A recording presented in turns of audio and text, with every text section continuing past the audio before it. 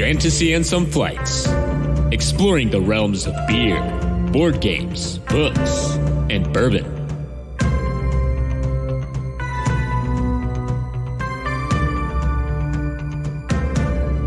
Welcome to another episode of the Fantasy and Some Flights podcast. I'm Delson. I'm Dalton. And today we are talking about prophecy and foreshadowing in fantasy sci-fi literature novels. Yeah, as it has been foretold. As it has been foretold. I'm really excited because I don't know what's happening, but Dalton does. And so he's going to foreshadow the topic throughout the entire episode to me, and I'm going to try and pick up on all the keys. It's going to be like a little mystery game for me here. Yeah. But yeah, like you're the main character, and I'm the sprite on your shoulder that just like tells you what's going to happen. yeah, no, he's got a point. He's got a point. Two people will get that, and I love it. But anyways, yeah. So we're obviously drinking because it is Thursday. Because we're recording. That's because right. we're recording. We do Because usually record on recording. Thursdays, just because the cadence works out well for us. Yeah, right. So But- it is kind of Thirsty Thursday a little bit for us when we. There you go. we Yeah, record. it is Thirsty Thursday. Yeah. So Dalton, walk me through what is on your flight tonight. What is on my flight tonight? So actually, a couple of episodes ago, I think a Fireside episode, I did a Sazerac mixed drink. Yeah. Maybe it wasn't. No, actually, I think it was a full-length episode now that I think about it. But it doesn't really matter what episode it was. It just was a recent one. And I did a Sazerac mixed drink, which is made with Sazerac rye. And so I wanted to bring that on. So as a reminder, this is actually like made at the Buffalo Trace Distillery. It's a part of like the Sazerac umbrella, which is kind of a mega brand. They have like a billion things. But Fireball. What's that? Fireball. Fireball. Yes, they make Fireball. This is a little bit better than that. It's actually probably substantially better, but it is a rye whiskey. So it is made. So Buffalo Trace in general doesn't really reveal their mash bills, but they do have a couple of like standard bills, and they will say that it is like their Sazerac rye bill or something like that. And so people have kind of like guessed what that probably is something like. So it is probably around like a 51% rye to make it a rye. A large corn percentage, so probably around like 40% or so, and then like a barley percentage to make up the remainder is what kind of people have, the experts or whatever, have figured out based on all of the whiskeys that come from this mash bill. It is in the, what is it in? I'm trying to remember what I have seen it for, because this is, if you remember from the episode, this was actually a gift, so I did not buy this. I'm trying to remember what I've seen it around for, maybe in like the 35 to 38 range. Oh, that's not too bad. Dollar-wise, yeah. But I wanted to do an actual tasting of just the whiskey itself. So getting to that. So the nose was really like kind of funny. Or not funny, like fun. It reminds me of like if you got like a green apple like lollipop. Like that's the smell for me. It's Okay. like it's really sweet and it's not bad. Like it doesn't even come across as like fake or anything, but It's not what I would expect, I guess. yeah, I didn't expect it either. I like smelled it and it was like immediately, and that doesn't usually happen for me on the nose. Like I don't think that like my nose is like the strongest part of my tasting. It's not like my best skill or whatever in tasting whiskey. But it was like that is that smell. Like it just like popped out to me. So that was kind of fun. But you could also maybe throw in like apple pie or something, like some things that kind of play off of that, feeling, that taste. So that was kind of what I got in the nose for the taste. I think I don't know. I don't maybe pick out anything too drastic. It definitely is a little sweet for the rye, or maybe not sweet for a rye, but like the rye spice is kind of downplayed, largely because it probably has that like around 50%, like just kind of barely making it a rye. So it's not like 100% or something rye where it's like just really hitting you with it.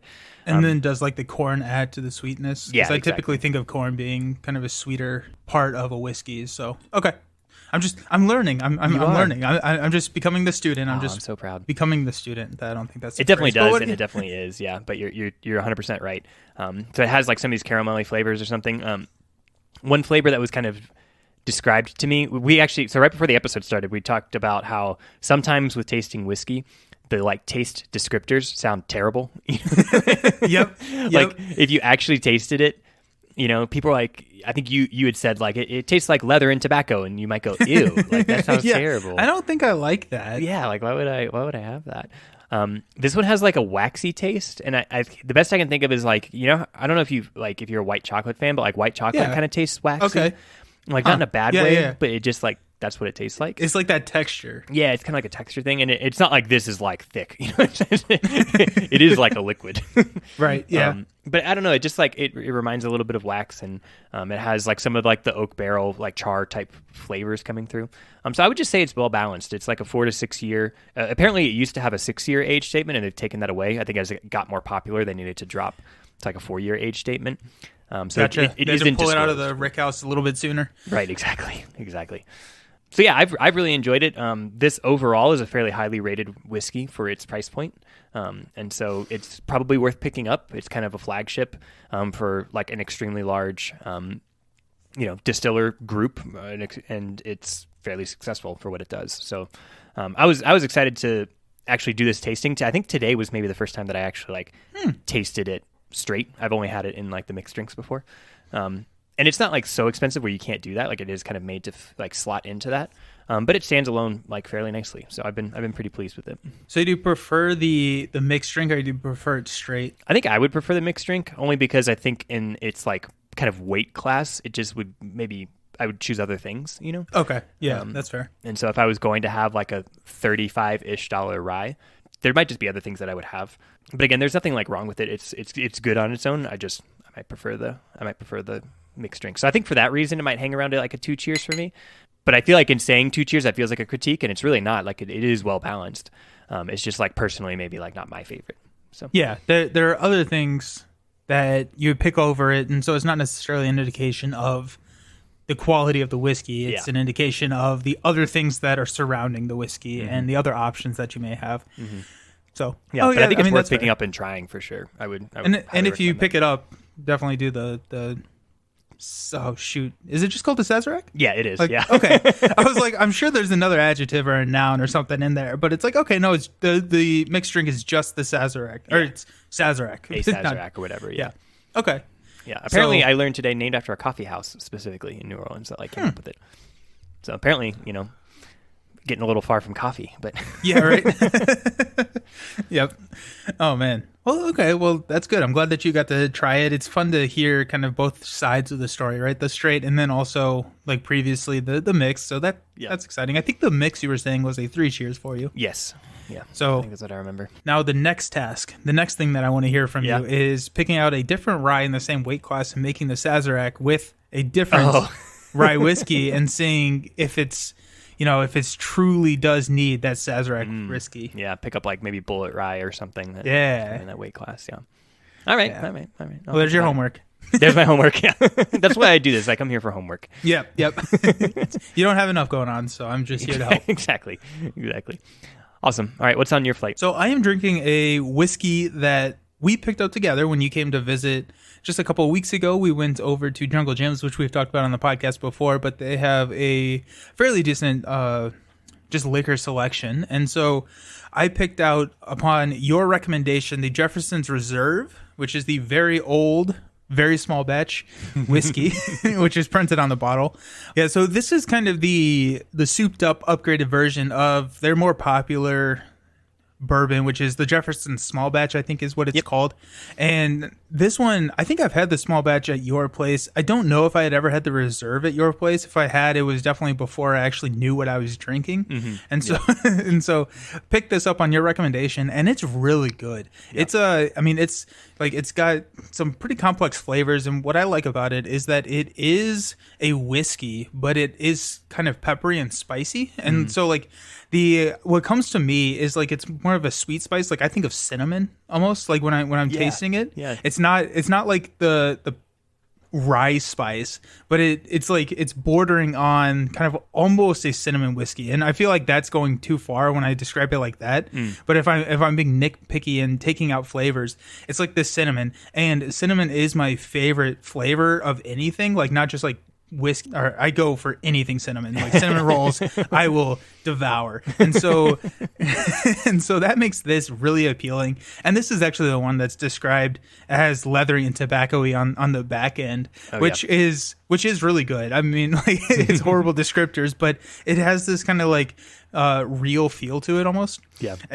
But like it's, it comes in sweet and then kind of finishes more like a whiskey. And so it's really complex. If you like sit it and chew on it, like the Kentucky Chew that you were describing in our whiskey episode, you get so many flavors as you go through the progression of actually taking a drink, like through the nose and all the way through the swallow, that it's, it's a very just solid whiskey. For what it tastes, it's actually really good price point. I think we picked it up for like 50, maybe 55. Yeah. And so I was expecting nothing like this type of quality for that whiskey. And for that reason, I'm going to give this one a 4 cheers, just because it's just really solid. And I mean, like $50 is a good chunk of change to spend on a whiskey, but it is like you get what you pay for and a little bit more, I believe. So first of all, it's really validating for me that I could like sit with you in a store and ask you like, hey, how much do you want to spend? And you like name a price and I could pick out a 4 cheers whiskey for you. Like that for me personally feels like a real accomplishment, Cheers. Yeah, cheers. That's awesome. The other cool thing about this is I don't know if you remember this or not.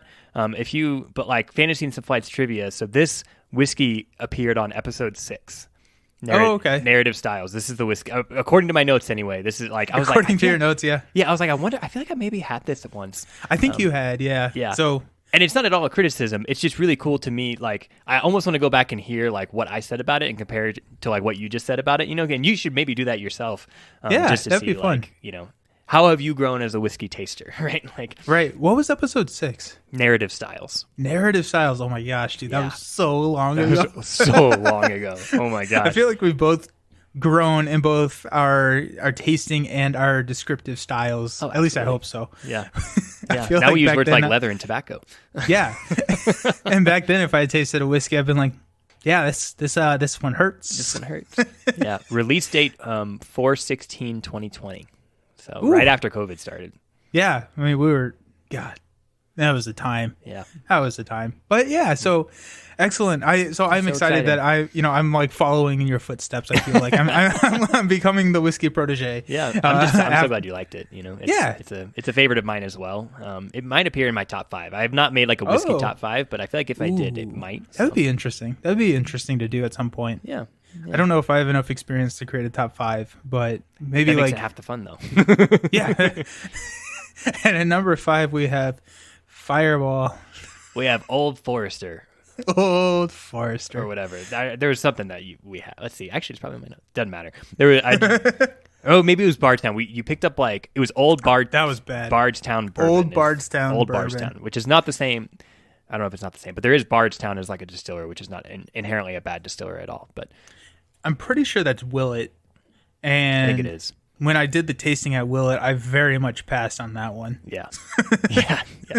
You also like the next week you had, now that I just have like this like section of the OneNote up, you had next week you had Balcones Texas Rye. I don't know if you remember that one. Oh, that one was really bad too. Yeah, it was so bad. You had like 2 bad, like I felt so bad for you. Like 2 whiskeys in a row that were like 1 cheer, maybe 0.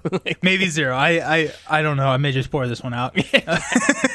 But that Texas Rye was the one that was.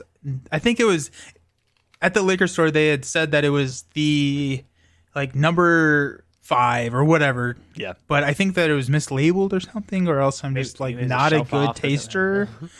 One of the two, but yeah, okay. So, anyways, we have not actually done a mine section in a while, and so we did like our little catch up on a fireside recently, maybe. Yeah. But other than that, it has been a little while. It has been a little bit. So, catch me up. What has been on your mind recently, Dalton? So, one thing that I have actually I've been very diligent about not talking to you about.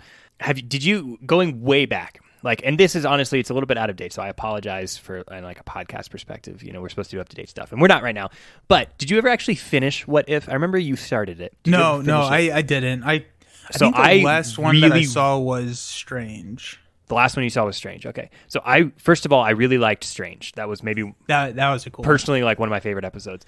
I really, really liked the ending of What If. I thought it was awesome. Okay. Yeah, it was super cool, and I almost don't want to say too much more about it, but I would say that there was more of an overarching story than I thought. Oh, okay. Okay. That's really, solid. And if you watched Strange, I feel like there's only like 3 episodes left. Like you might just go back and finish it.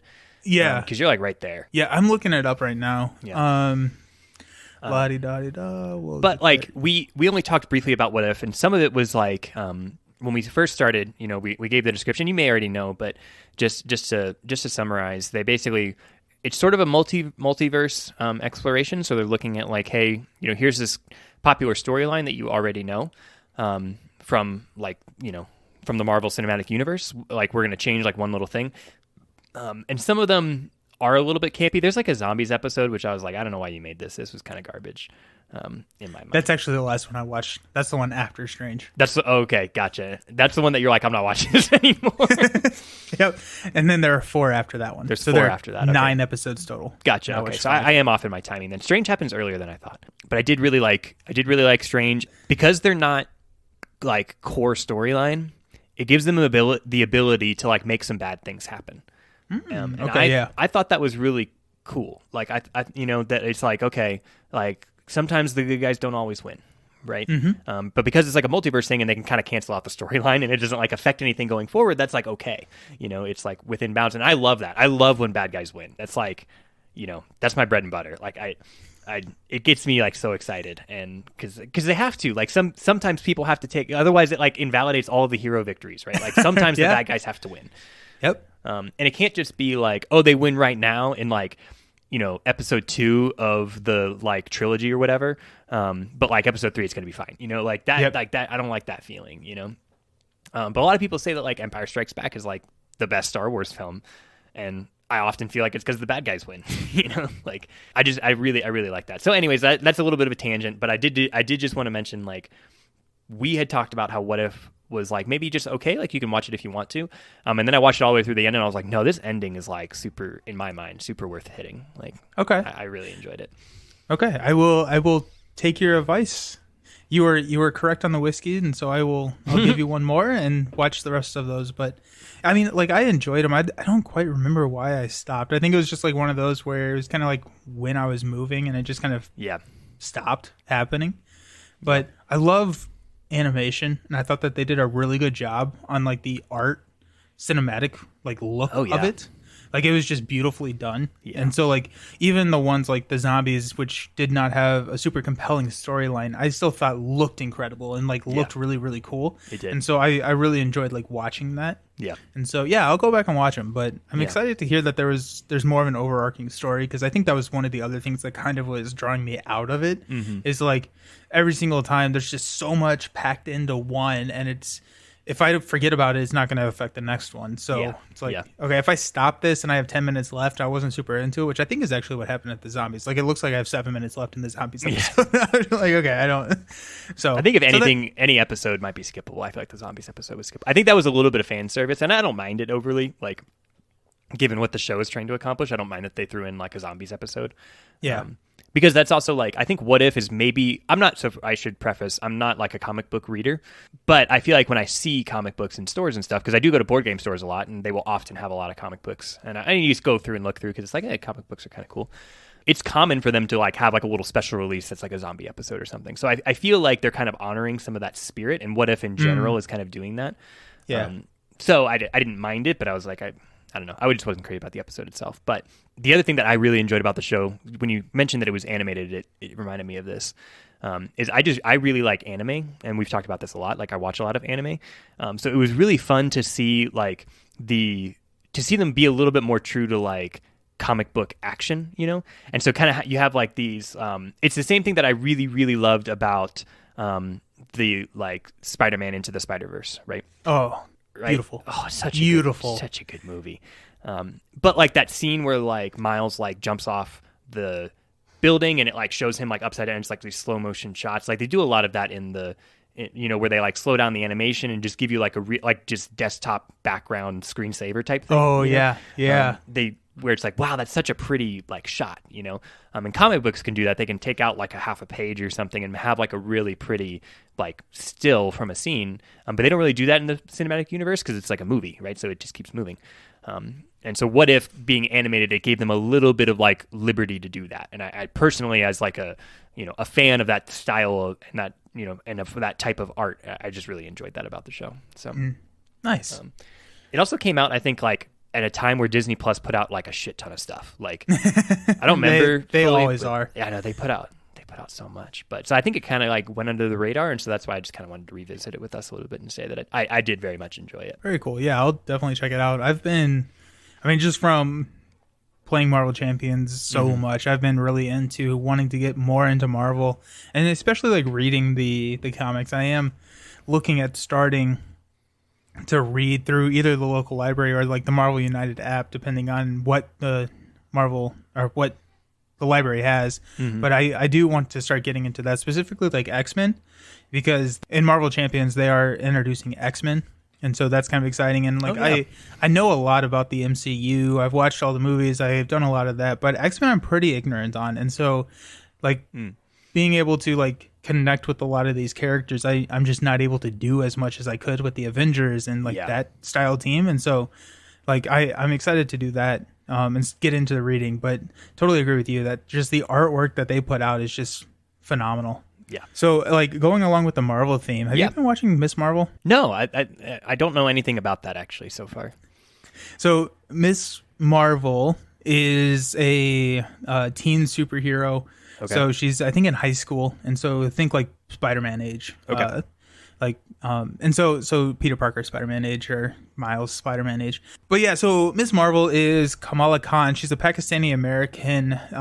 So she's living in New York at the time, and she's like this superhero nerd, right? So like already like I identify with her because like I am a superhero nerd, and like in universe she is a superhero nerd. Yeah. And so this is after Endgame. This is after all of that kind of stuff has happened, and so she like idolizes Captain Marvel, and like she is cosplaying as Captain Marvel at conventions, and so it's like super like almost meta in that sense, where it's like fun. These are the types of like things that I see people doing and I like to do, and it's just like it's just kind of crazy, and that it's just weird. But she's so she ends up getting a magical bandolier that helps her or that gives her superpowers, and she's I'm not gonna actually, you know what, she gets superpowers. That's pretty much in the trailer. Then bad guys chase her, et cetera, et cetera. If she didn't get superpowers, I would be kind of in question about like what's the show about. What's going on? It's just about a cosplayer. But I have been really enjoying it. It's been very different, and I've appreciated that. Right? It's not and it feels almost hypocritical saying it's not the white guy superhero, right? And so like that's a nice change of pace, and it's nice to see representation in that sense. And it's like really cool because they have kind of very heavily leaned into it. They make a lot of jokes that kind of like I don't necessarily understand, but make sense in that cultural context. And so like I appreciate that, and it's been really fun watching it. She is just like a very charismatic like actress as well. Like I feel like I connect with the actress, and I don't remember who plays her right now. I'm gonna look it up, but she is like she just like feels very like high school nerd, and like I can just relate to it. Just that nerd out energy, that geek energy. It's kind of like the scene where in Civil War where Peter's like, "Oh, you have a metal arm or whatever," and he's like totally geeking out about it. And he's like, "We're fighting right now." Yeah, exactly. Like I think Disney Plus kind of messed up with the release of this because they were releasing episodes on the same day that they were releasing Kenobi episodes, and I think that very much hurt the show. Yeah, I bet. Like I didn't start watching Miss Marvel, and I'm usually like pretty up to date on most of the like MCU stuff like day of. But with Kenobi coming out on the same day, it's like I'm dedicating my time and energy to Star Wars because that's my one and only, or my first love, and my wife, and you. But do you need a shovel, or are you just going to dig this hole yourself? I'm just going to keep digging. But I think that very much hurt kind of the release, and I wish that they were at least on different release days. Yeah. But going back and watching it, it's been a really good show. I kind of going back to our animation topic and like our talk there. It's not like animated; it is a live action show, but they do a lot of really cool like cinematic effects where they're painting on the walls as she's like walking around, and it's kind of portrayed as like this is her imagination, cool. playing, and like it just visually it's very appealing. in that sense. And so I've been really enjoying it. I don't think that it's getting as much love from everyone else, but I'm very much enjoying it. I think it's a really cool show. That's great to hear. It's next on my watch list. Like right now, I'm actually getting caught up in One Piece because we were talking also before the episode. This is not relevant, but we were talking before the episode. You're going to hear it anyway. That like subscription services have this like they have this game that they play around like how much can I annoy this person to like make them subscribe, but not so much to drive them away. So Funimation really recently did this to me where they made One Piece subscription only, and it's like son of a bitch. Like like I need One Piece access. Like I could just go Google it and like pirate it, but I don't know. It's like that's more difficult on my phone, and I don't know. And so I just ended up like they were like 14 days of free trial, and it's like there we go. I'll just get caught up. I'll wait until create a new email, get caught up again. Exactly, because I actually have had a free a free month trial or something before. So that's so funny. I saw a TikTok that was talking about One Piece, and it was like this guy trying to get his friends into watching One Piece. Yeah, like okay, we'll try it, and it's like. And then, like, the next scene is like, dude, no, it's about to get good. It's like, dude, we are on episode 350. Like, when does it get good? We're a third of the way through. And that's not fair. There's some really good stuff in the first, 200 episodes. Specifically 123 to 127, and then 189 to 194. Those are my... I hate how true this is. No, but that was funny. We have completely derailed at this point. But completely. I tell people it's shorter in hours watched than Grey's Anatomy. So if you have watched Grey's Anatomy, then you can commit to this. But that hasn't been successful in selling people on it, so there must be something flawed. But you have to do it in 14 days. So that's right. 14 days. So it's 10 days of just watch time. So you got to figure that out. We definitely take some PTO. Mm-hmm. That's gonna be a necessity here. So yeah, that 10 days was a joke, by the way. I have no idea how. I should look at I mean, I guess it's 1,000. It's 1,000 episodes roughly times 23 minutes an episode. So whatever that works out to, I don't know. It's 300 something hours. But oh man. Anyways. Okay. Yeah. So that was me. What else is on your mind? I got one more thing, but okay. I know that you have a lot of stuff too. Cool. Yeah, I have kind of just a quick one. I had been recently doing some research because I hit a point where I was like, when is the second season of Wheel of Time coming out? And so I've recently done some research on it. So I wanted to share a couple updates. So first of all, they did finish, if you're curious like I was, they did finish filming. That happened, I believe, towards the end of May of this year. Okay. So that's been going on for a while. And so kind of the speculation right now is the other big thing that Amazon has coming up, obviously, is the Lord of the Rings series, right? That's coming out. Please don't mess it up. Please don't mess it up. Please don't. Every time someone says it, I have to break and say that 3 times, or else. And I have to spin in a circle and click my heels together. Yeah. Please don't mess it up. But that's coming out in September or something. So the speculation is that they probably don't want to interfere with that. They started coming out with episodes in November of last year, so we're probably looking at that type of timing. So just an update, that's. I was super curious, so just so you don't have to go Google it, that's there isn't an official release date. That's kind of the speculation, though. It's towards the late fall, early winter of this coming of 2022. I really, like we've said before, but just to say it again and say it 3 times and turn around and click my heels together, I really hope that they fix the issues that they kind of had. Yeah, I hope there's less CGI. There probably won't be, but I can hope. They did make a recast.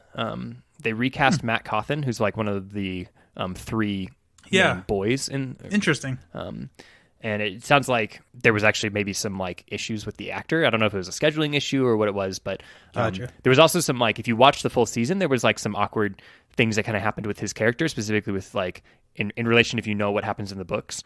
It was just a little odd, and so it kind of makes sense when you have that context of oh, okay, they knew actually towards the end of the season that they were recasting him, so that there was maybe some decisions made that were around that. I don't know anything about the actor that they're bringing in, but we'll see.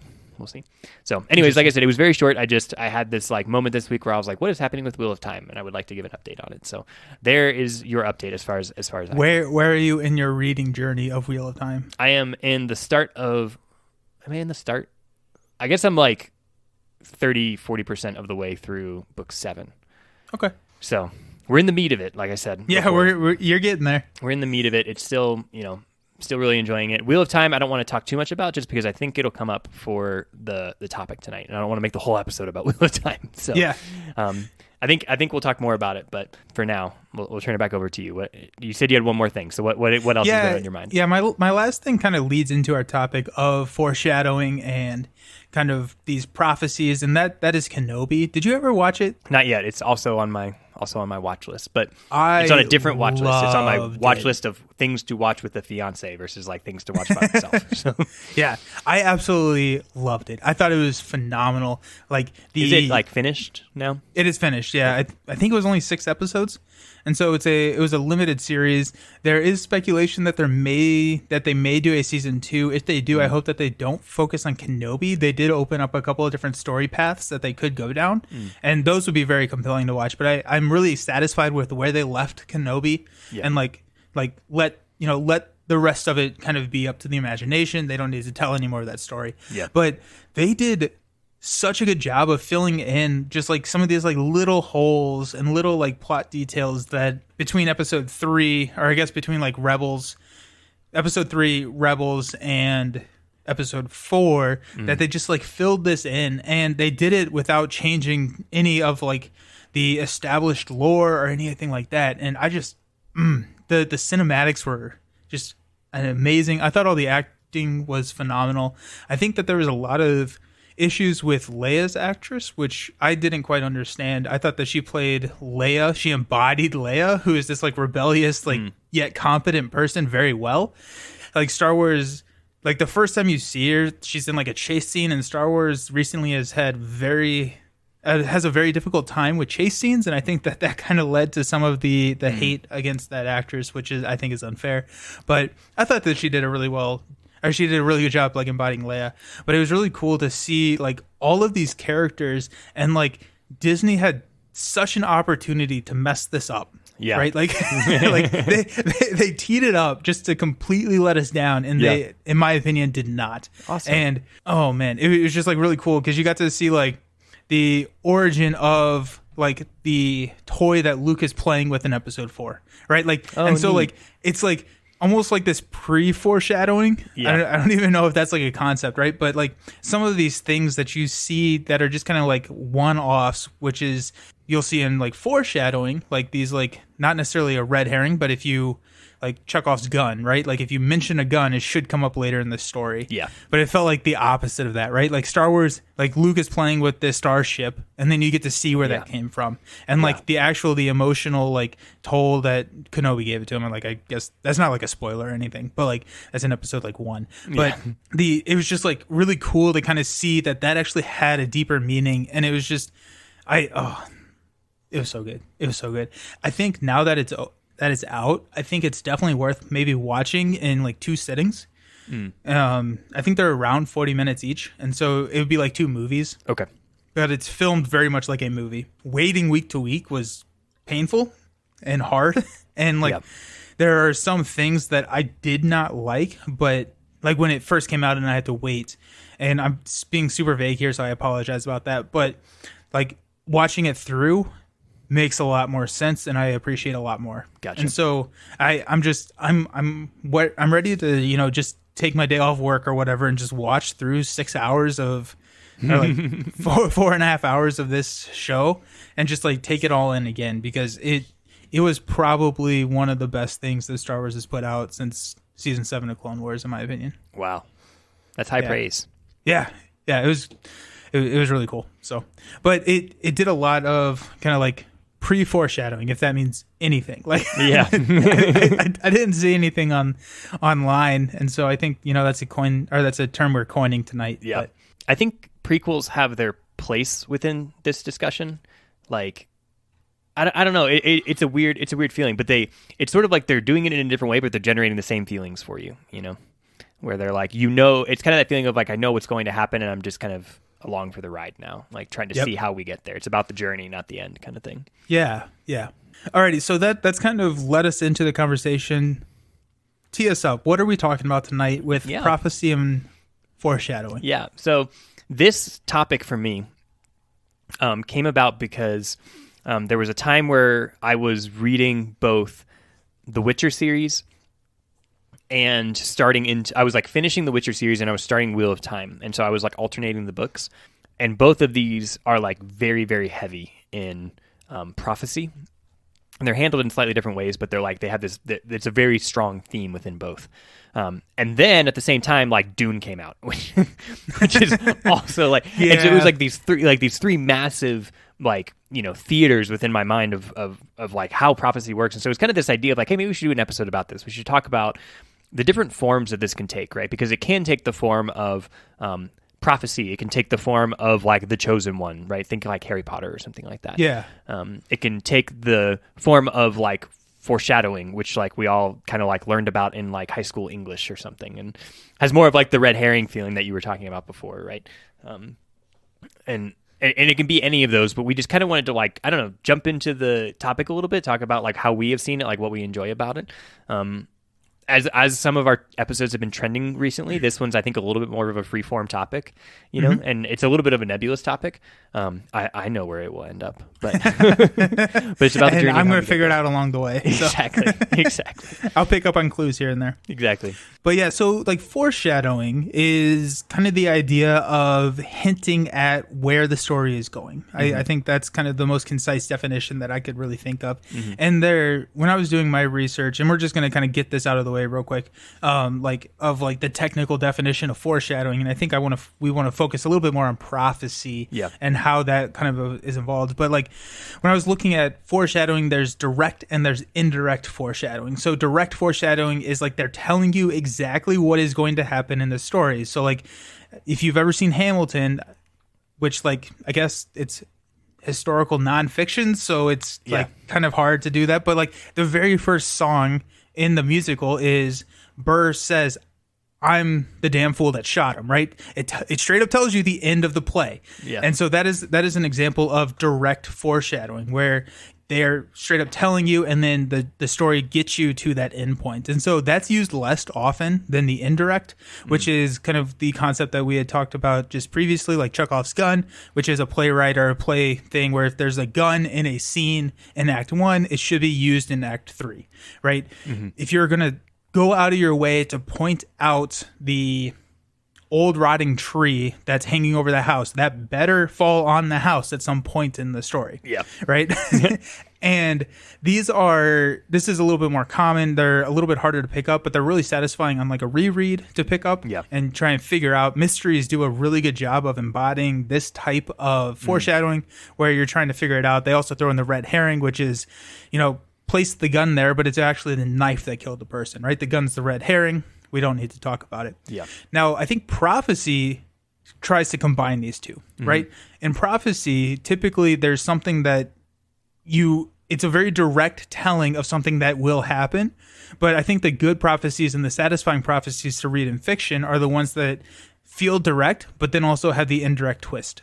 So like you see like this with like Harry Potter, and you see this with like, I think with like Witcher and Wheel of Time. And so that's where I want to go with the conversation. Yeah, I think that's a really good summary. And part of the reason we're approaching it the way we are is exactly what you said, that a lot of times foreshadowing is just common to like mystery, and it's common to other genres that are kind of like outside of fantasy and sci-fi, which is kind of like our bread and butter. They definitely do exist, but they require like harder analysis, like more in depth, like you said, reread. Like you often don't pick up on it. It's only like when it happens later that you're like, wait, was that? Oh, it was telling me that was, and that's like, it's harder to do also just from our perspective without like telling you the whole story and just like, you have to like understand everything, and it has to be totally spoiler free. So we will talk about it less. I think the other difference, as you're pointing out differences between like foreshadowing and kind of prophecy, as we're calling it, is that foreshadowing is sort of like, it's almost breaking the fourth wall, right? Like it's a secret between the author and the reader, where something like prophecy or destiny or chosen one or whatever you want to call it would not be. That's usually integral to the story, right? So the characters understand what the prophecy is. And so does the reader. But it's not like, it doesn't have this fourth wall feeling of like, oh, I understand something that like the characters in the story don't, right? Usually they also understand kind of what's going on. No, that's a really good point. And so like one of the like I'm just thinking of Harry Potter, right? So we have a lot of different prophecies in Harry Potter. We also have a lot of different foreshadowing in Harry Potter. And so it's kind of fun to look back at some of the the initial books and see how much of the story was kind of already outlined in J.K. Rowling's mind. Yeah. Okay, no, so sorry. My mind, like, we were going to Harry Potter, but I thought of just, like, the most epic prophecy / foreshadowing that has ever happened in fictional medium ever. And that is in the second Pokemon movie. There it is. We're throwing back. I think it was Pokemon 2000, the one with all the legendary birds in Lugia, where it says, like, you know, like the prophecy is happening, and it says, and then the world will turn to ash, and then, like, you realize it's Ash Ketchum. Yeah, it's like, yeah. That's what we're talking about, there right? we So go. it's like the prophecy. Everyone thinks that the world is going to end, where actually it's going to be turning to ash, which is actually a person that will save the world. Yeah, and so, like, that's kind of the thing that I think we're trying to get at is those are so satisfying to me on, like, the rereads, and, like, not necessarily a prophecy, but, like, almost like a red herring combined with foreshadowing in Harry Potter would be like Snape, which Snape's a bad person. I don't like Snape, but anyways, like the I like him as a first character. time- I just think he's not. I like him as a character. He is romanticized too much. Yeah, for sure. But, like, one of the first things, if not the first thing that Snape ever says to Harry is, like, the question in the potions class that's, you know, Potter, what would I get if I mixed powder root of asphodel and infusion of wormwood? And so this is, you know, comes across as trying to catch Harry off guard, get him in trouble. As a first year, no one should know that except for Hermione, who knows everything. But basically, asphodel is a type of lily, and Snape is in love with Lily. Yeah. So what I found in my research was, like, according to Victorian flower language, asphodel is a type of lily that means my regrets follow you to the grave. And so, you know, Lily is Harry's mother, who Snape is in love with already. It's also, asphodel used to be thought of as a snake bite cure. Oh, interesting. And then also, according to Snape, if you combine powder root of asphodel with an infusion of wormwood, which is the answer to the question, you would brew a potion so powerful that is known as the Drought of Living Death. And so there's so much packed into, like, that paragraph that is a lot of foreshadowing, but also, like, on a reread, it's super satisfying to see. And it's almost like it's not a prophecy in the sense of, like, someone, you know, went into a trance and told me a prophecy about what's coming to pass, but it is, like, you know, these hints that, like, if somehow you were, you know, adept in wizard lore and you had not read these books yet, you could pick out. Yeah, that's so fun, and it's, I think, one of the areas that, like, gets us excited about this topic is it almost, funny enough, like, our most recent, prior to this episode about books, was about character death, right? And we talked about, like, why do authors write in character death? It's because it feels, like, powerful, like, emotionally powerful, right? And I think another reason that authors do this is because it feels really emotionally powerful, right? Like, you make these connections as a reader, and then you get chills, and you're like, oh man, like that. You're like, it's just really cool. So I think one reason, getting kind of to the core of the topic, I think one reason that authors use prophecy is to impart, like, power, right? To give the main character kind of like a reason for who they are, right? It's not just like coincidence that they are, like, the strongest person or whatever. There's this, like, backup to them, right? And I think that's part of maybe what builds into Harry. I think I would kind of point to him as, like, the example of this. And then, like, obviously there's other reasons within the story, like it could have been Neville and all this stuff, right? But it gives you, like, a reason of, like, okay, the reason we're following Harry is because there's something special about him. And as the reader, I can kind of accept that, right? I can kind of, like, suspend my skepticism for a minute and just follow the story for, like, what it is, and the prophecy kind of enables that. It kind of, like, allows that as the reader. Yeah, no, and that's really interesting. We kind of talked about before, like, if, like, as a kid, I would always wonder, like, why do all the main characters always have cool stuff happening to them? And it's because, like, we don't want to read a story where that's not the case. Yeah. But it does give some validation to the character that, like, there is a prophecy, and, like, part of reading fantasy is you have to believe some things, right? Like, even in, like, a soft magic system, you have to believe that the One Ring is powerful, et cetera, and that it gains its power, right? Like you just have to accept that as fact, and then the story can progress. Yeah. And I think prophecy roots you in that and can help you like, hey, these are some rules. This is what the story is laying out the path for. And once someone can accept that, and typically prophecies in stories, I can think of one example where there's kind of a red herring in a prophecy, which would be A Song of Ice and Fire. But like with Daenerys in the tower, which I don't remember quite right now, when she's over on Easteros, Essos, where she's in the tower, and they tell her before they go into the tower that some of these things have happened, will happen, or may never happen. Yeah. And so It's something of the going Undying, into it. I feel like. Yeah, House of the Undying. Has to yes. be, yeah, that's it. Yeah, that's it. And so like going into it that some of these are not true, some of them are, which is like I think a whole nother way to play with prophecy. Yeah. But other than that, and I'm sure there are more examples out there, prophecy for me as a reader is taken as fact that it will happen. It probably won't happen exactly how they say it will, but in some literal or convoluted meaning of the words that the prophecy contains, that will come to fruition in the story. Yep. And so that is something that grounds the story and helps give it meaning and like a path forward. Yeah, I would draw another like parallel here. I think this is where I want to bring up The Witcher. So The Witcher, prophecy centers around destiny, and they talk about the child of destiny. And I feel like destiny is in at least one of the like book titles. Beyonce, yes. Yeah. But it's kind of a cool. So within the story, there are like destiny is treated as kind of this almost godlike force, right? Where this is your destiny. Like destiny will make that happen. Right? And it has this feeling of like you will end up in this place. That can be comfortable for you, or if you fight against it, it will be uncomfortable for you. In other words, like you will end up here whether or not you fight it. But if you fight it, it's going to be a whole lot worse kind of thing. And I'm not always like crazy about that as like a system for prophecy. But I think within like The Witcher, it ends up really working.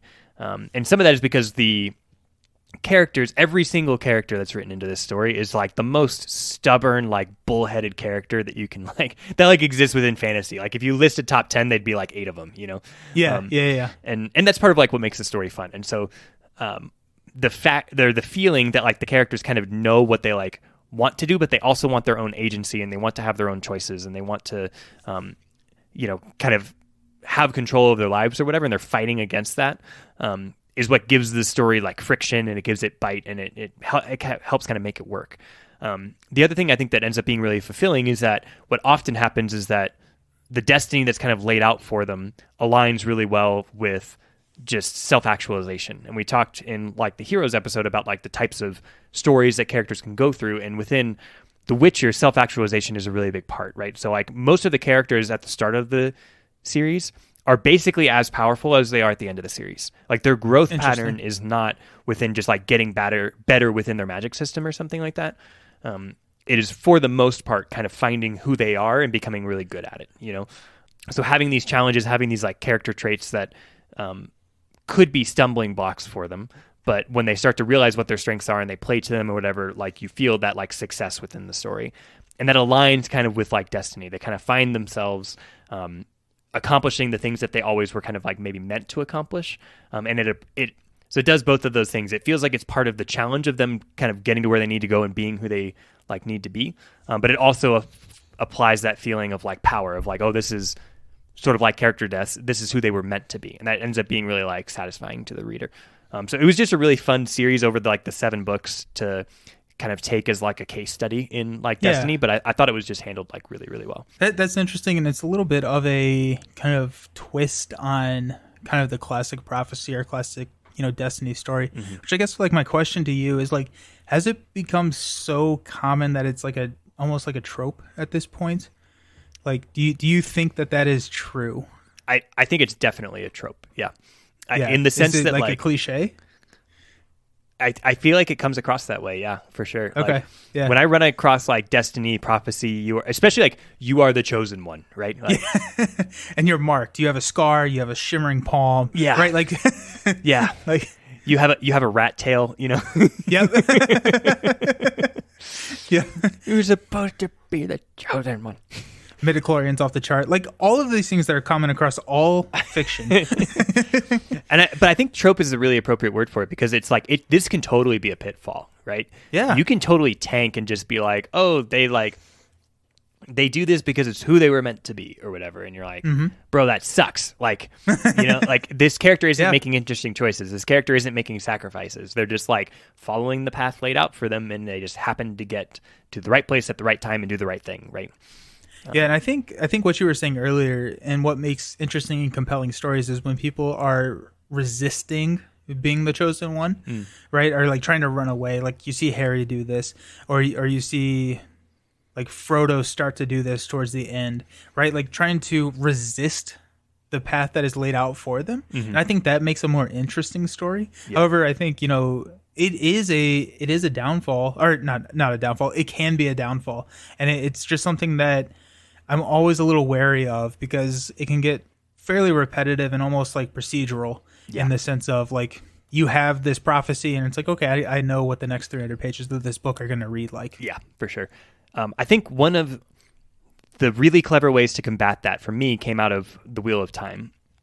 And just to take a moment, like the Wheel of Time has, I don't know, I think I could name like 5 different ways that prophecy is handled. Like it is, it is very central to the continuing story.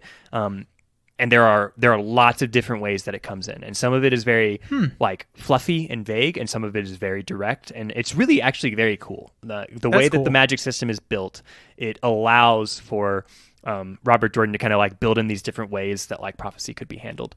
So that just as a microcosm, it's really fun to like read through and just like think about prophecy and be like, oh, like how does this character handle it versus this one versus this one versus this one.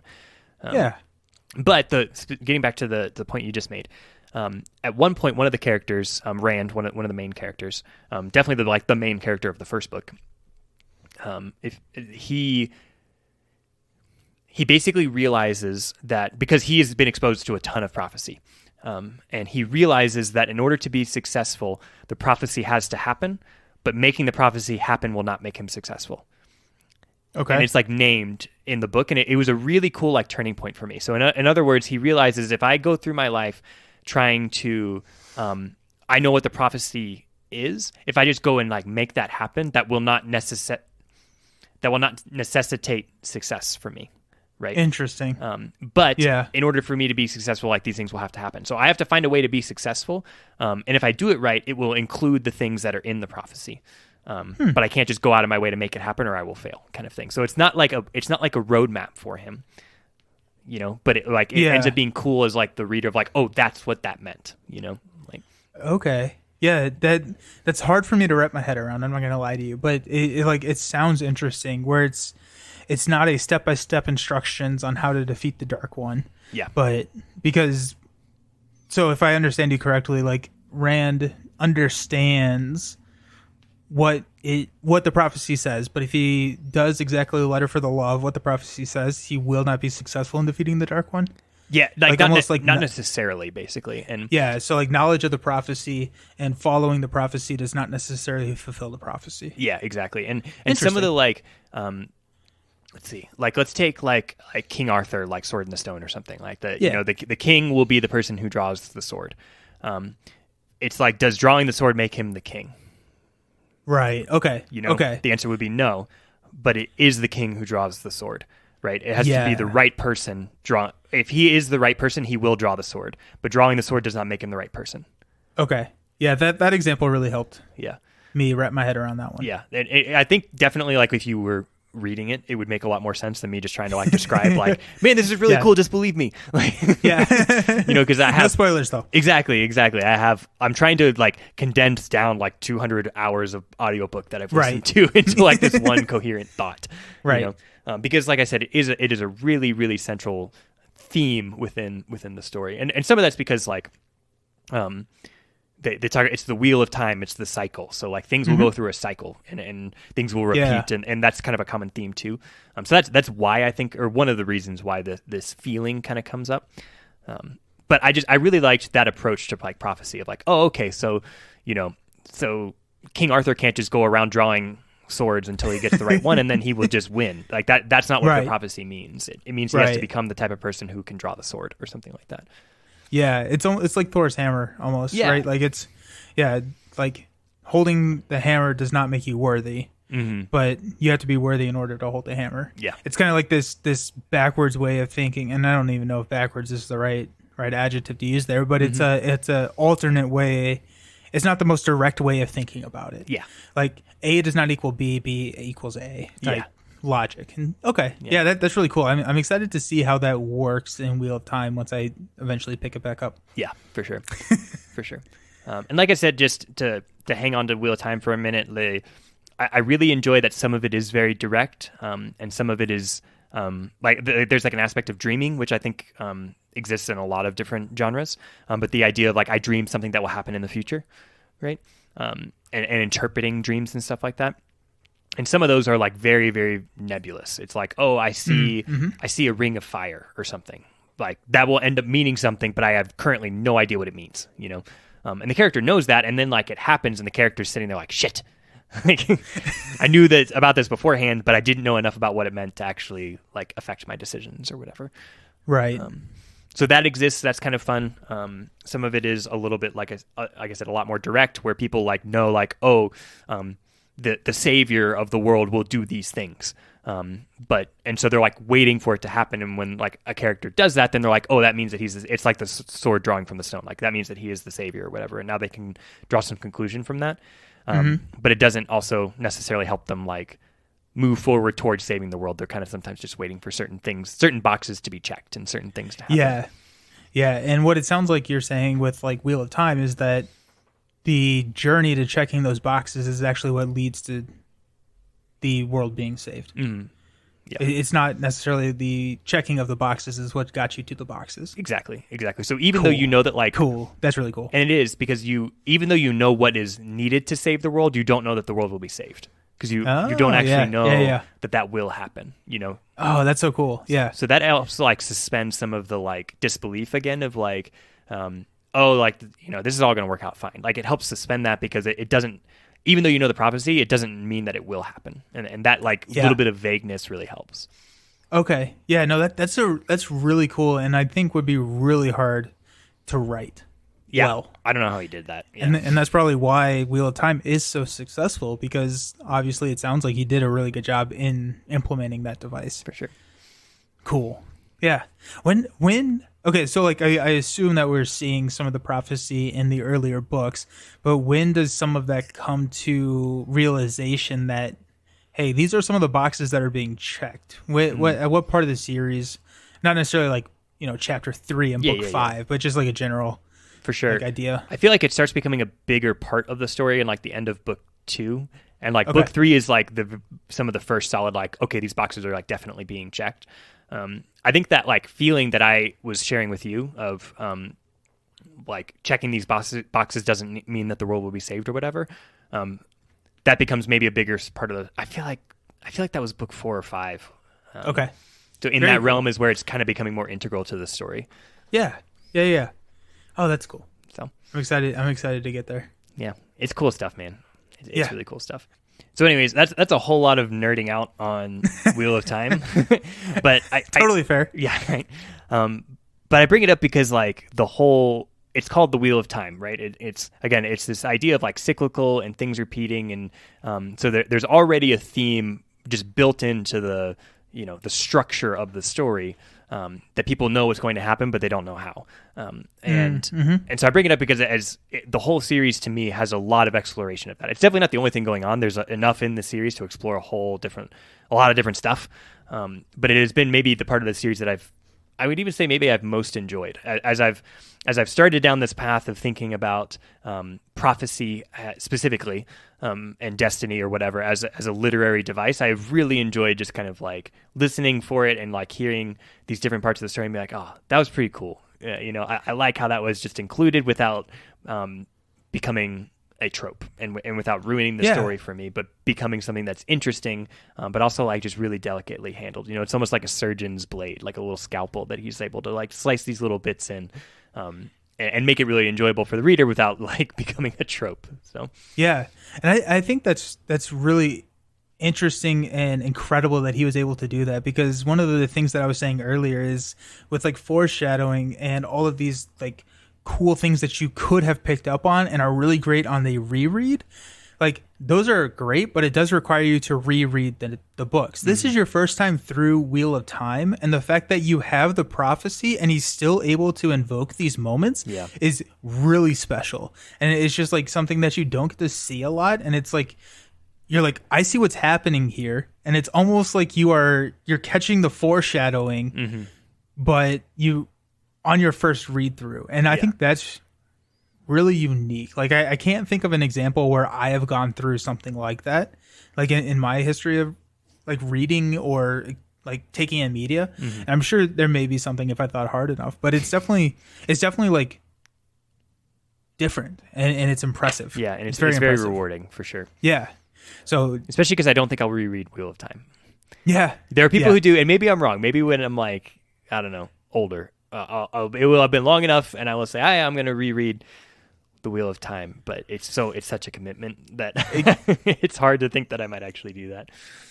But I'm sure if you do, there's even more. There's more nuggets that you could pick up on that you weren't even looking for in book one, right? And you could find those, and those would be super satisfying. And it's like, on a much smaller scale, like, well, I guess not much smaller, but like Harry Potter, like I pick up new things every single time I read through Harry Potter, and they're not necessarily foreshadowing things, but it's like I read through that probably once a year, and it's just always like little things. So something where J.K. Rowling, I think, is a very skilled writer in foreshadowing and dropping these little hints all over the place, that Robert Jordan seems to even be like the masterclass of that. And so I feel like a reread would be, very rewarding in that sense, but it's just so impressive that he's able to do this like on the first read through, and you feel like you're figuring it out even though it's been told to you already. Yeah, for sure. Right? That's just so cool. It is cool. That's just so cool to me.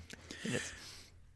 Well, thanks for sitting in this discussion with me. Like I said, I knew where it was going to end up, but I'm glad that you enjoyed the journey to get there. Yeah, no, absolutely. I always love talking about this kind of stuff, and like thinking about all of these literary devices, and we've done like narration and magic and now prophecy and a plethora of other things. It's really cool to think about all the stories that we know and love at a different angle, and like it just like opens up different ways of taking in the story. And I think that that's really fun and exciting, and I hope that you as the listener are able to do that as well when you're listening along. Absolutely. So what are some of your, I mean, this is a very dangerous question to ask, I feel, because if you have not read, I feel like this is we're wandering into very heavy spoiler territory quickly. And so, but I am curious, maybe I'll ask it in this way. Like, what are some of the stories or novels that you think have some of the best prophecy or foreshadowing in them? And I don't want to necessarily know what they are, like what the prophecy or the foreshadowing is, but I do want to know the novel. And because I'm sure that there are some really cool ones out there that have played around with this idea and can really, sink their teeth into it and really, run with it. And so I always like to kind of think of like, what's the penultimate like example of this? It sounds like from our experience, Wheel of Time is that, but do you have another idea or something else that you have read that you're like, this is amazing and incredible, and I want you to read that? Let us know. Yeah. So I hope that we have gotten through this episode without spoiling something for you. Like I said, this is, of all of them, this is a pretty delicate one to try and dance around. Yeah, this one, this and character deaths, we need to go like, our next one needs to be like, first chapters, like something that we just can't spoil, or something like that, because we've been doing a lot of tiptoeing recently. Yeah, for sure. Yeah. What book has the best? It would be like Name of the Wind. Okay, next question. Yeah. Okay, cool. That was fun. Yeah, but yeah. So let us know. You can find us on Discord. So the link to the Discord server will be in the description of this podcast. So wherever you're listening, you scroll down a little bit, you can find a link there that will invite you. And let's talk about it there, or let's talk about it on Instagram. You can find, those are probably our easiest methods of communication. You can also like email us or however you can find to contact us. We'll talk to you. But the two easiest ones are going to be Discord and Instagram. For sure. But it has been a joy talking with you about this. It's been interesting to hear kind of like from someone who's only read, 2.5 or so books of the Wheel of Time. It's been interesting to hear someone who is, much deeper into the series and how that has grown. But it's been just fun to think about and like just dive into with you. Good. I'm glad. It's been a blast for me too. I had a lot of fun with this one. I'm looking forward to hearing what our listeners have to say. But until next time, cheers, buddy. Cheers.